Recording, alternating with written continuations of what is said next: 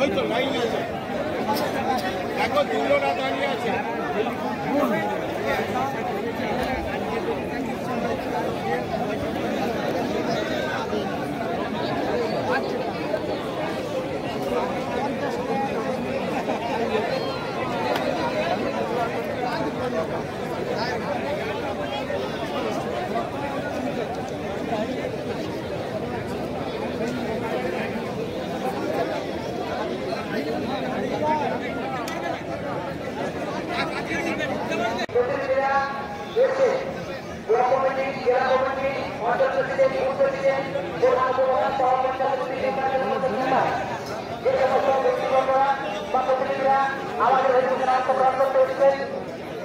তাদেরকে অনুরোধ করা হচ্ছে যাদের নাম ইতিমধ্যেই নথিভুক্ত করা হয়ে গেছে তাদেরকে বলা হচ্ছে আপনারা মসজিদের কাছে চলে যান।